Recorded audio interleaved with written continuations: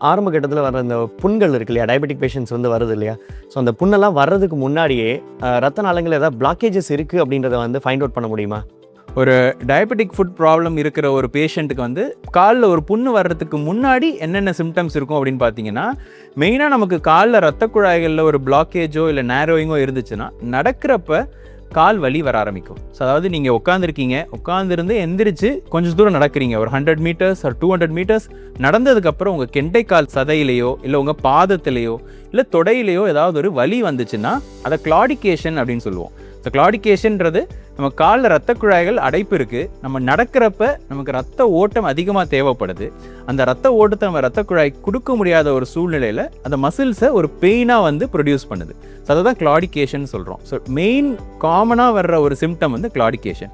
So இந்த claudication வந்து version ஆக ஆக உங்களுக்கு என்ன ஆகும், ரெஸ்ட்டில் இருக்கிறப்பவே பெயின் இருக்கும். ஸோ சும்மா நீங்கள் உட்காந்துருக்கிற டைம்லேயே உங்களுக்கு காலில் ஒரு வலி வந்துக்கிட்டே இருக்கும். அதுக்கப்புறம் நமக்கு காலில் டயபெட்டிக் ஃபுட் அல்சர், அதாவது புண்ணு வந்துட்டு அது ப்ரோக்ரஸ் ஆகிக்கிட்டே போகும். இதுதான் வந்து ஒரு வாஸ்குலர் டிசீசஸ் இன் டயபெட்டிக் ஃபுட் எப்படி கிளாஸிஃபை பண்ணுறோன்றதை நம்ம தெரிஞ்சுக்கணும்.